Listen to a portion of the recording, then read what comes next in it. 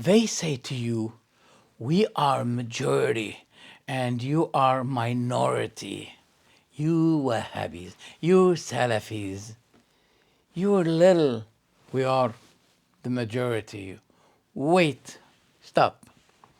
Ibn Mas'ud said, Al-Jama'ah, the congregation, what agrees with the truth even if you were one person alone?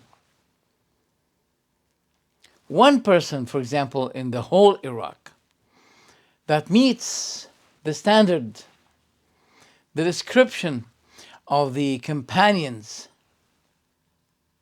The companions are the congregation, the Jama'ah. Whenever you meet with the ideology of the companions, you yourself, you deserve to be described as Jama'ah, congregation. But you're one, yes.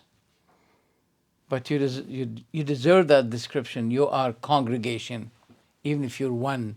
Why? Because Ibn Mas'ud said, Abdullah ibn Mas'ud, the companion, he said, the congregation is whatever meets, be identical to the ideology of the congregation, which means the Sahaba.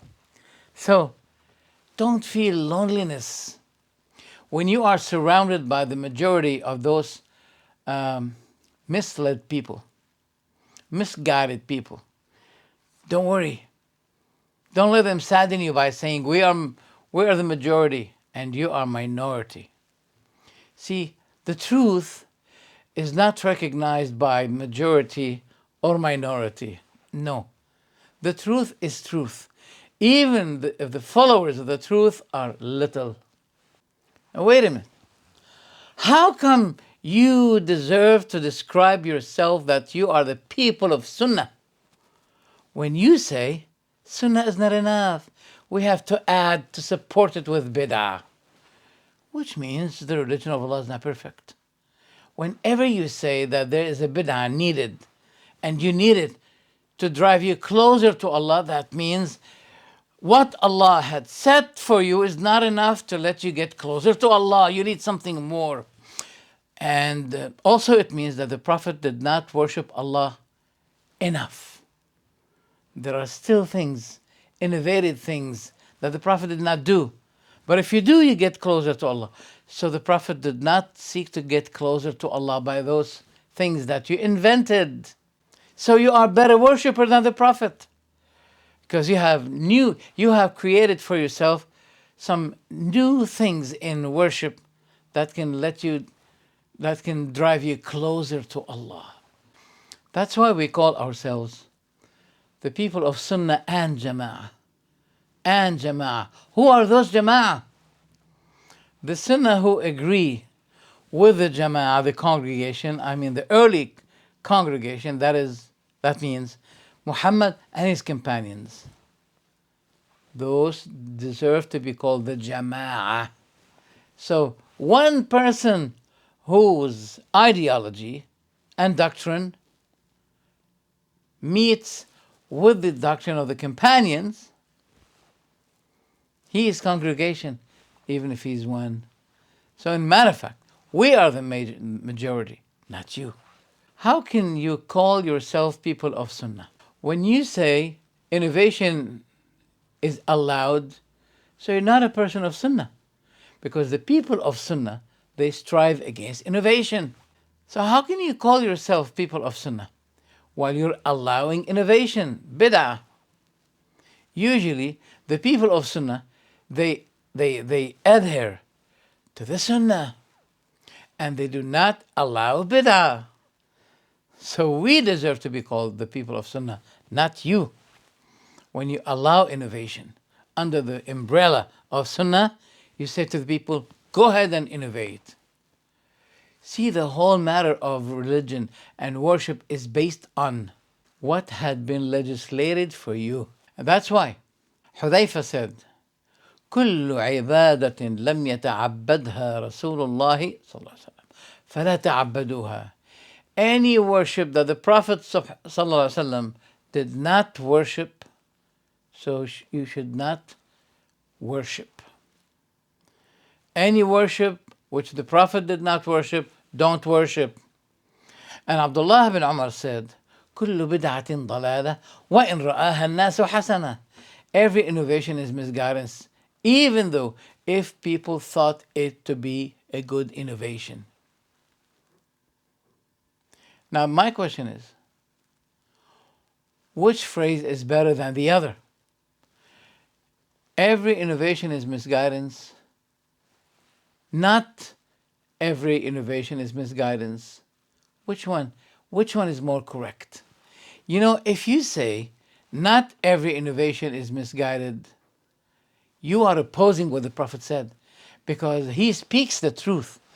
And he said every innovation is misguidance. If you say I disagree with him, how can you call yourself a person of Sunnah while you're opposing what the Prophet said? He said every innovation is misguidance. And you come and object against him by saying, no, not every innovation is misguidance. See, it is not enough to call yourself, we are the people of Sunnah, and you're not. It's not enough until you prove it by practice, by action.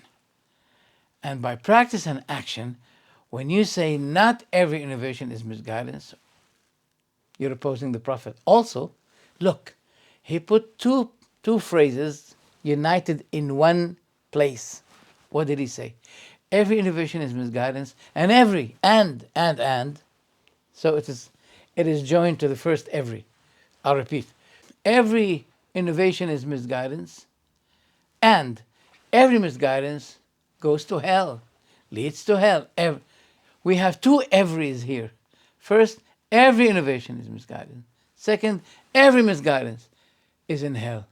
If you say not every innovation is misguidance, then you have to say not every misguidance leads to hell. You have to. Why the Prophet joined those two in one?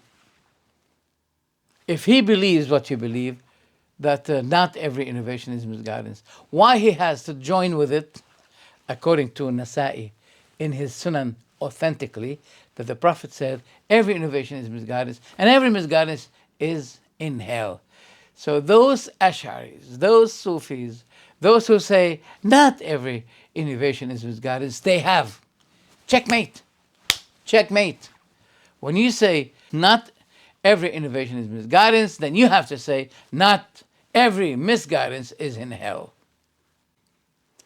And by the way, how come you deserve to be called the people of Sunnah while you are establishing your students,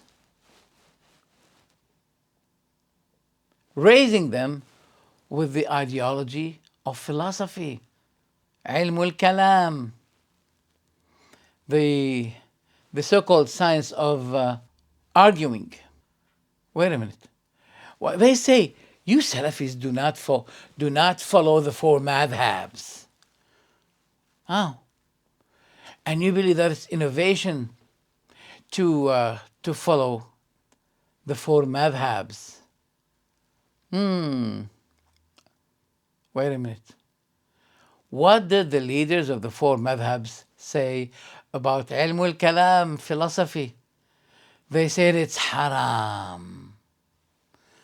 But you disagree with them.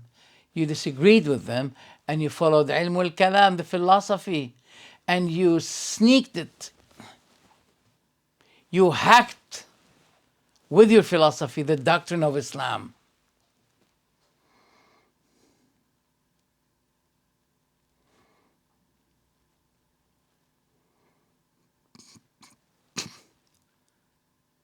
So before you order us to follow the four madhabs in the matters of fiqh, in terms of fiqh, the rulings, why don't you, I suggest on you to follow the four madhabs in their prohibition of philosophy. You're not following the four madhabs, by the way. As Shafi'i said, my verdict regarding those who study ilm al-kalam, philosophy, is to be beaten up, to be punished. And it should be said to them, this is the consequence of those who turned to philosophy and turned away from the Sunnah. So turning to philosophy in the perspective of a Shafi'i is to turn to the philosophy. I repeat, in the perspective of Shafi'i, the turning away from Sunnah is to turn to philosophy. You're not obeying a Shafi'i in that. So before you tell us to obey a Shafi'i, go and obey a Shafi'i in the matters of Aqidah. This is a matter of Aqidah. He said, there is no philosophy in Islam. It's not permissible at all. And those people of Ahlul Kalam, they are described by Imam Ahmad that they are Zandake, Zanadiqa, Zindiq, which means in English, heretics. Heretics! You teach people ilmul kalam, philosophy, and you say, we are Ahl Assunnah. Well, you're described by Imam Ahmad that you are heretics. Where do we find that? In the book of Ghazali, the first volume of his book, Ihya Ulumuddin, page number 95. So ilmul kalam philosophy, which is the roots of Ash'ari madhab and Maturidi madhab, are considered by those early imams of the four madhabs that this is heresy. And the fatwa, the verdict of Shafi'i is that they should be beaten up until they quit ilmul kalam philosophy. You call yourselves people of Sunnah and you teach people the ideology of philosophy? The Prophet said, there's no bid'ah. I say, yes, there is. And we are people of Sunnah. The Prophet says, my father is in hell. You say, no. You know, this is the way of sami'na wa asayna. This is the Jewish policy of saying, we hear and we disobey. When the Prophet says that Allah is in the sama, is up, you say, we hear and we disobey. When the Prophet says, don't innovate, you say, we hear and we disobey. When the Prophet says, my father is in hell, according to Muslim, Sahih Muslim, you say, no, O Prophet, no, your father is in paradise. So they disobey the Prophet and they claim that they love the Prophet. They love the Prophet Muhammad sallallahu alaihi wasallam. Yet they disobey him. So how can you be deserving to be called people of Sunnah? You do not deserve it. Those who deserve it are those who say, we hear and we obey, and they confine themselves, they limit themselves in terms of worship to the way of the Prophet's worship and his companions. That's all, period. Check this beautiful ayah. The most deserving people, that means the closest people to Ibrahim, are those who followed him and this Prophet and the believers. And Allah is the wali, that means the ally of the believers. Likewise, we say, the most deserving people to be the closest to the Prophet Muhammad ﷺ are those who follow him, not those who innovate. Remember this, those who follow the Prophet are the most deserving people to the Prophet, not those who innovate. The ayah is very meaningful and very important. So we are closer to the Prophet Muhammad than you, because we demand people to confine themselves to his sunnah, while you don't. You keep arguing to prove, to attract people to the bid'ah, to the innovation. So how can you be people of sunnah while you are calling for bid'ah? Now, let me end with this. If I say that there is no innovation is permitted at all, the entire innovations are forbidden, based on what the Prophet said, every innovation is misguidance. Will Allah be blaming me at the Day of Judgment, saying to me, why didn't you believe that there's good bid'ah and bad bid'ah? I'll be saying to him, oh my God, you Prophet said that there is no innovation is permitted. So based on that, I said there is no innovation. Would Allah be blaming me? Would Allah be saying to me, why didn't you follow An-Nawawi when he said, no, it is am makhsus, am makhsus. So there are exemptions of the prohibition of bid'ah. Get this. An-Nawawi said, while you're sitting making your tashahhud, then you finish saying Assalamu alaikum wa rahmatullah wa barakatuh. You know what Imam Nawawi said? He said this additional word wa barakatuh, there is no hadith of this addition. So this additional word wa barakatuh in the tashahhud is bid'ah, and it should not be practiced. Even if some scholars said it is okay, it is not okay. It's bid'ah and it's forbidden. So that means even the one term, one word added to the sunnah of Rasulullah, Imam Nawawi does not permit it. And he says this is bid'ah and it should not be practiced. That's against you. When you quote An-Nawawi, if An-Nawawi said something there and he says something different here, it's normal for a human being to fall in contradiction. But the words of the Prophet ﷺ does not fall in contradiction. So ask yourself this question. Will Allah be blaming me at the Day of Judgment, saying to me, why didn't you believe that there's a good bid'ah and bad bid'ah? I'll be saying to him, the Prophet unified the bid'ah. He did not divide the bid'ah. He said there is one bid'ah that is not permissible.